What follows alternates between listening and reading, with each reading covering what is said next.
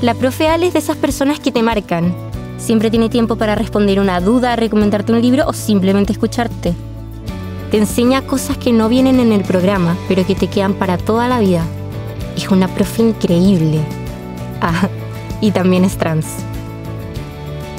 Te invitamos a conocer Visibles, una iniciativa del Gobierno de Santiago y la Dirección de Género, Equidad y Diversidad de la Universidad de Santiago. Para más información visita gobiernosantiago.cl. Hay historias que por más que te las cuenten, no son lo mismo si no vienen de quienes la vivieron en persona. Te damos la bienvenida a Visibles, un viaje sonoro en torno a las existencias LGBTIQA+, de la región metropolitana. La primera vez que recuerdo como algún indicio de algo fue cuando tenía como 5 años, yo creo. Mi abuela me pilló debajo de una mesa con un paño en la cabeza, haciendo como que tuviera un pelo largo estupendo. Me pilló debajo de la mesa dándome un besito con un vecino. Y de ahí, no me retaron ni nada, simplemente nos sacaron de ahí. Pero de ahí que me quedó como algo en la cabeza. Después en el colegio, claro, me cambiaron cuando iba en primero básico, me pusieron en un colegio de hombres específicamente, porque me juntaba mucho con mis compañeras y ese fue mi papá. Y después, cuando ya iba a la enseñanza media y ya tenía como, no sé, yo creo que formé una autorrepresión en mí durante todo ese tiempo que impidió que siguiera avanzando, porque la única persona que me frenaba era mi papá. Sin embargo, avancé porque mi mamá es súper punky para sus cosas, en verdad. Se escapó conmigo cuando estaba embarazada por la ventana, cosas así. 1, 2, 3, 4. Entonces me apañó en todo de chica. Yo quería, no sé, sábanas negras, me hacían sábanas negras. Si yo quería, no sé, unos zapatos rojos para el matrimonio de mi abuelo, ella elegía los zapatos rojos porque toda la ropa era unisex. Para mí todo siempre fue esa apertura. Luego cuando en la adolescencia también empecé a sentir cosas que iban más allá de lo que tiene que ver con mi identidad o con mi orientación, que fue situaciones medias brujísticas. Sentir cosas, ver cosas, encontrarme cosas, conversaciones también profundas que en algún momento ya exploté y fue como, oye, pasa que me gustan tal personas, pero no me identifico así, no me identificaba como homosexual tampoco. Pero claro, eso sucedió en la primera instancia que hablé con mi familia, lo senté en la mesa un día que en la U, de hecho estaba estudiando, ya no era adolescente, estaba estudiando y les dije, los invité a un examen, a mi papá particularmente. Y en el examen yo decía todo, era un examen en la escuela de teatro. Y después no me dijo nada, entonces en la casa yo dije, ya, basta, sentémonos, ¿qué entendiste? No, yo no entendí nada, lo que pasa es que, no, mira, pasa esto, para eso, por eso yo ocupaba esto, por eso te dije esto, bla, bla, bla. Mi papá quedó así, para atrás. Y mi familia apañándome en general. Luego de eso salí de la universidad y fue como, hice transformismo, de hecho, un tiempo en la universidad. Traté de acercarme como a esa imagen más femenina, digamos, y después decidí que yo quería estar más allá de 4 o 6 horas montada, no con el hecho de montarme, sino que de sentirme en esa feminidad. Yo dije, no, pues yo tengo que ser 24/7, siento que soy 24/7 y ahí desde chica también pasaban cosas que veía en los sueños y que ya en un momento explotó porque le dije a mi abuelo así como, oye, me pasan estas cosas, veo estas cosas en los sueños, empecé a anotar los sueños, los empecé a grabar después cuando ya no alcanzaba a notar lo que veía, escuchaba cosas que salían en los audios ahí también, y tuve un sueño en particular que fue una mujer con un vestido de novia, vestida de novia, digamos, corriendo por un bosque, escapándose de alguien que la estaba obligando a casarse. Y en ese momento yo desperté porque no era un sueño, era como que yo me recosté entre que estaba apoyada en la cama y el muro y desperté y yo dije, es mi papá. Esa persona que me está reprimiendo es una relación karmática de opresión y que en este momento es mi papá en esta vida que me está bloqueando. y yo necesito cortar eso. Entonces pasó el tiempo, le dije a mi abuelo, le conté a mi familia, mi abuelo me dijo, siempre esperé que llegara este momento. Y ahí me di cuenta que mi abuelo era brujo, que siempre supo todo, y ahí entendía el por qué a veces me decía por qué estaba llorando, me llamaba por teléfono y yo en verdad estaba en Santiago, él estaba en Villa Alemana, en Valparaíso, y cómo supo que yo estaba llorando. O de repente situaciones familiares que yo recuerdo cuando chica, que de repente la familia se enojaba entre ellos y era porque, claro, mi abuelo le había dicho a una sobrina, no te cases o cásate el día anterior, y no le hizo caso y el papá de la novia se murió el mismo día. ¿Cachai? Entonces queda a la embarrada la familia y era como, ¿pero por qué? ¿Por qué está pasando esto? Y ya, claro, ahí ya entendí y mi abuelo me dijo, hazlo, tienes que hacerlo. Y yo le dije, mira, pero es que el sistema público, y ahí empecé a averiguar porque ya estaba acercándome a lugares de activismo, digamos, y ya transicionar socialmente. Y él me pagó inmediatamente la primera atención psicológica, digamos, como para empezar la transición hormonal. Y así empecé. Y a mi mamá un día que íbamos en el auto le dije, mamá, yo soy una femenina, yo soy una mujer. Y me dijo, sí, tú te ibas a llamar Sofía. Me iban a poner Sofía y después pasó que no, po. Decidieron otra cosa los médicos, parece. Y nada, po. De hecho, pasaba que mi abuelo en la transición, yo me puse Lorenza porque representa a las 3 mujeres más importantes de mi familia, que Lorena es, mi mamá tiene ese segundo nombre, entonces la gente a veces me dice Lore y me recuerda a ella, obvio. Lola, porque a mi abuela se llama Aurora y le dicen Lola, y Lorenza es por la hermana de mi abuelo, que la considero también una imagen muy potente y muy fuerte como dentro de las mujeres de mi familia que bueno, está viva todavía, de hecho. Está dura para el concurso, como una. Lorenza, decía. Entonces la gente me dice Lola, Lore o Lorenza y eso es bacán.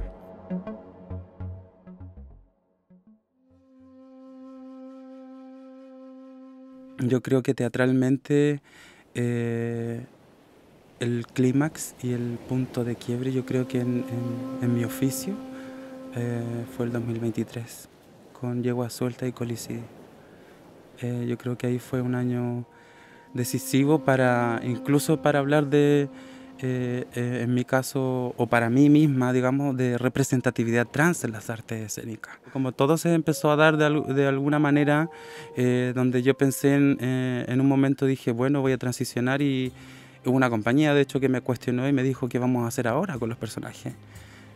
Y yo le dije, mi amor, pero perdón, en el teatro es infinito, tú puedes hacer una piedra, si querés yo te puedo hacer un árbol, ¿cachai? Como, ¿qué me estáis hablando? Yo voy a seguir haciendo ese personaje porque, o sea, idealmente para mí, en algún momento dejar de hacer personajes trans, ¿cachai? Como que, ¿por qué? Siempre, o de la manera en que vemos a las personas trans, ¿por qué siempre hay un drama? ¿Por qué siempre hay la víctima? ¿Por qué siempre hay atados? ¿Cachai? ¿Podemos realmente ser felices en algún momento? O por último cambiar el paradigma de hacia dónde vamos, ¿cachai? Es muy distinto contar todos esos dramas en el teatro desde nuestra perspectiva, siendo obviamente comunidad trans, pero claro, el momento y el contexto amerita que se haga así y que seamos nosotros quienes representemos también. En el futuro, bueno, cualquier persona puede representar lo que quiera, pero tiene que tener esa pertinencia, digamos, con el trabajo y ese nexo también con el territorio, con las comunidades. O sea, si yo voy a hablar en una obra del agua, por supuesto que me tengo que acercar a los movimientos por el agua, por ejemplo. Independiente si yo estoy en la lucha o no, ¿cachai? Pero es una investigación teatral también, una investigación física, o sea, qué te pasa, qué te atraviesa esas emociones. Uno como artista se tiene que acercar a esos mundos. Y acercarme a ese mundo con Yegua Suelta y Colicidio fue conocer a las sobrevivientes de la primera marcha homosexual travesti, por ejemplo, registrada en Chile. Conocer sus contextos, sus vidas, sus emociones, sus palabreos, que es lo mismo que nosotros hacemos hoy día, pero no sé, con otras lógicas, con otras estructuras más violentas también, que las mismas compañeras han podido identificar y Y claro, ahí ya es decisión de cada una nomás si es que o avanza o se deconstruye o bien sigue perpetuando esa violencia.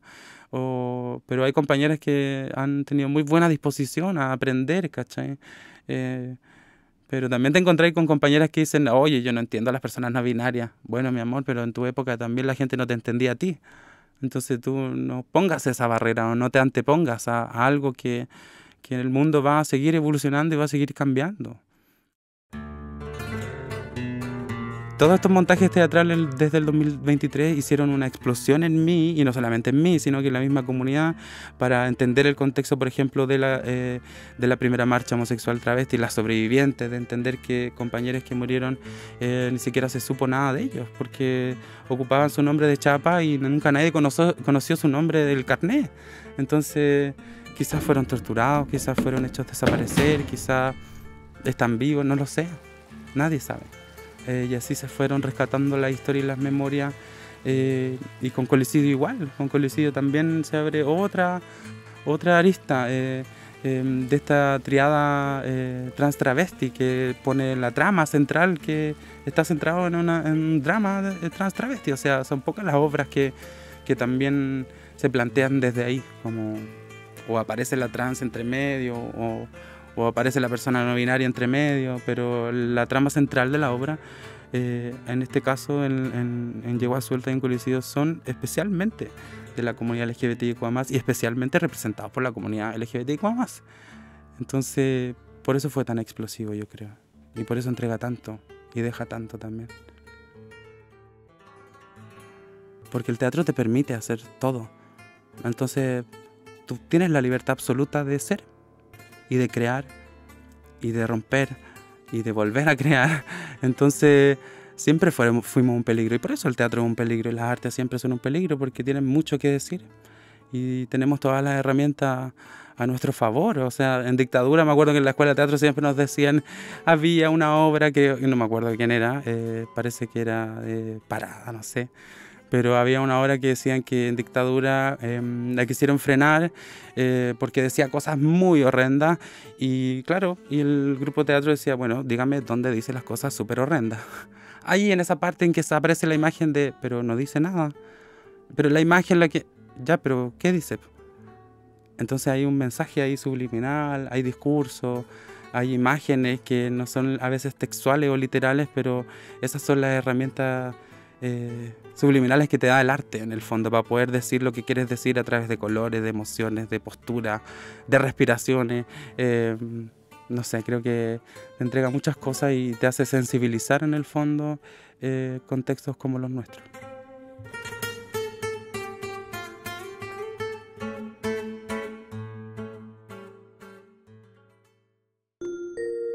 Salud Trans para Chile sucede un inicio que yo busco la atención cuando te estaba contando que mi abuelo me dijo, sí, hazlo, ¿cierto? Fui, me atendí en el sistema privado, empecé, lo logré, pero después ya yo no podía sostener esa atención en el mundo privado, porque la atención psicológica valía 60.000 pesos. La atención psiquiátrica, para tener el pase en ese tiempo, para ir, 60.000 pesos más. Entonces era insostenible. Y además el tratamiento. Porque esta es una problemática de salud pública.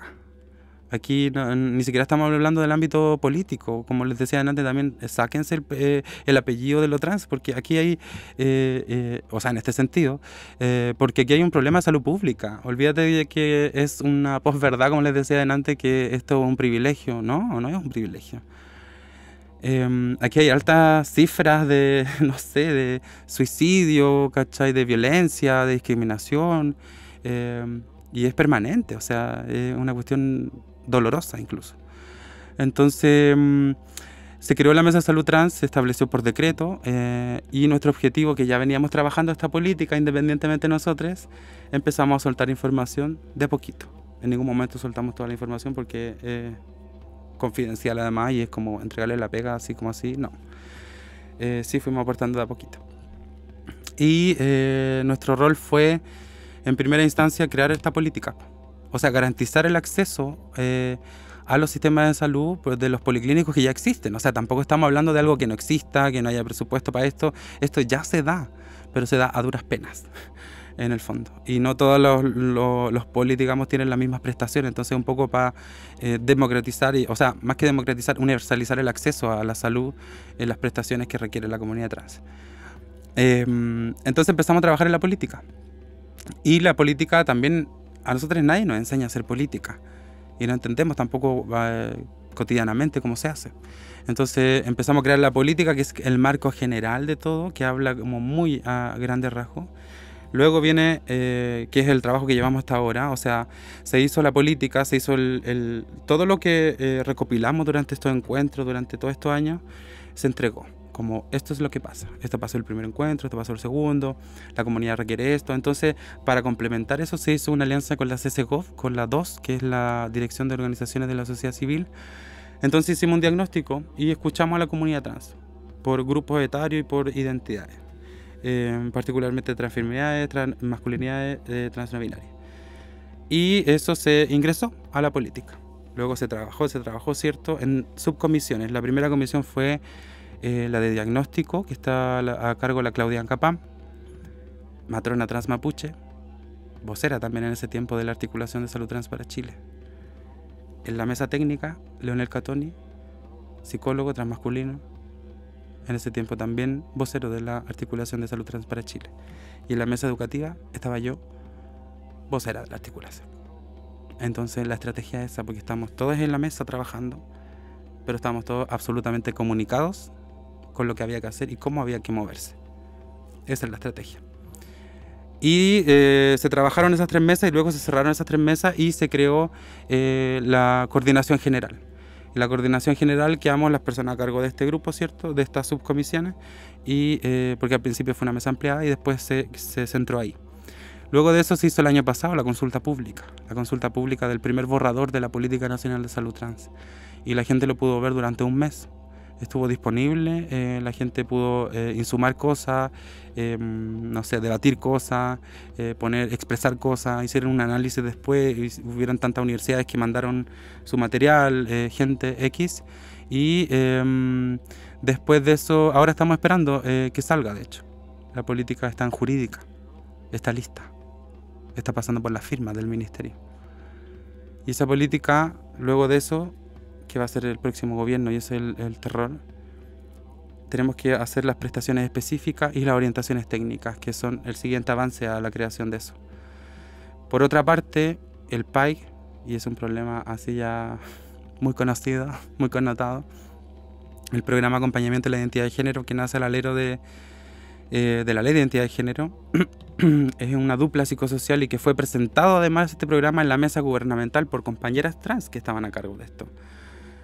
Y se presentó, y hoy en día el PAIC atiende a más de 2.500 familias que, como te decía, en el ámbito artístico antes con la yegua suelta, esta generación que era trabajadoras sexuales, menores de edad en la calle, expulsadas de los colegios, de las casas, de la familia, no sé, en el ámbito laboral, etc. Eso es lo que viene a rescatar el PAIC, de que no suceda eso, porque esas niñeces o se van a escapar de la casa, o van a querer, no sé, tomar un mal camino como inyectarse silicona industrial porque no tienen el apoyo ni la información para acercarse quizá a un programa, y en la adolescencia ya se empiezan a desarrollar y digo, chuta, yo no quiero esto, ¿cachai? O me pasa esto, o no sé, todo lo que las personas trans hemos pasado. Entonces el PAIC, no sé a qué le tiene miedo a la gente. Si las niñeces realmente le interesan, o sea, le interesan, chuta, hay muchas vegas que hacer. Esto pasó, lo de la yegua suelta, en la historia, digamos, pasó en el año 70. Y desde el año 70 que se hacen vaginoplastías, por ejemplo, aquí en este país. Entonces, no sé, el problema del PAIC es que la gente tiene miedo. ¿Tiene miedo a qué? Si es un acompañamiento, es una dupla psicosocial. Es una psicóloga y una persona del trabajo social. No hay nada más. Cualquiera hormonoterapia o lo que sea, eso ocurre en la adolescencia y no está en este programa. Ocurre por fuera, en otras partes. Entonces, basta con la persecución a las niñeces y en particular a las personas trans. No sé qué obsesión tienen con nosotros. Aquí la única ideología, al parecer, es la heterosexual, es la religiosa. Porque yo veo a mis propios vecinos, niños de 5 años, Cristo vive, gritando y cantando, niños de 5 años. Yo no le ando diciendo a niños de 5 años, ni estoy parado en la esquina gritando con un micrófono, las personas trans tienen que ser trans. No, ¿cachai? Entonces como que hay un mundo al revés aquí, medio extraño, que en el fondo, o cuando hablan de salud mental, somos nosotros quienes más nos preocupamos de la salud mental.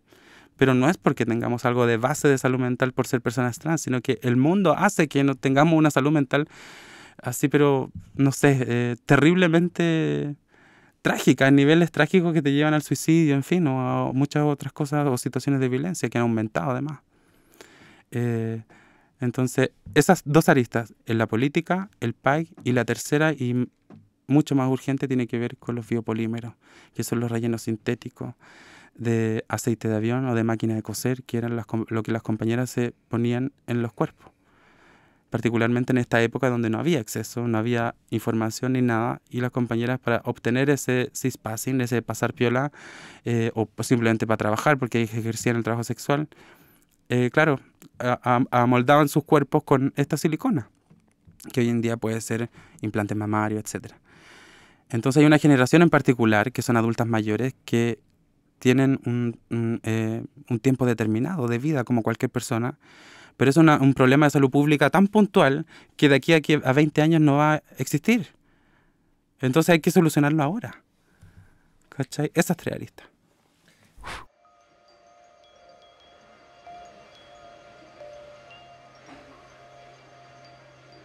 Mi mensaje para despedirme, yo creo que es ante todo actuar o posicionarnos con la verdad, con la generosidad también que implica empatizar con un contexto ajeno. Creo que lo único que nos sostiene es articularnos frente a cualquier violencia, particularmente en un contexto como hoy, que es una avanzada ultraconservadora a nivel mundial, que en el fondo quiere eliminarnos, porque esa es la palabra. Entonces lo que nos va a sostener de aquí al futuro es articularnos, es conocernos, es interactuar, es mirarnos a los ojos, salir de TikTok, digamos, encontrarnos. Y con eso me quedo, con encontrarnos y con ser visibles, ante todo, porque eso nos ayuda a reconocernos. Y si yo fuera una niñez, me gustaría y quisiera tener esas referencias para poder decir yo quiero ser eso. Como por ejemplo cuando conocí a una adulta mayor trans por primera vez y dije, así voy a ser yo.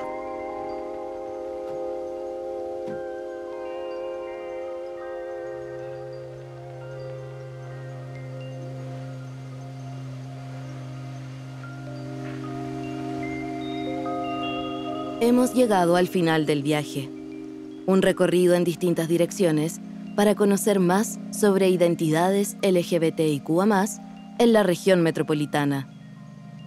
Para escuchar más capítulos como este, suscríbete a nuestro podcast en tu plataforma de audio favorita y sigue las actividades del Programa Regional Visibles en las redes sociales del Gobierno de Santiago o de la Dirección de Género, Diversidad y Equidad de la Universidad de Santiago de Chile.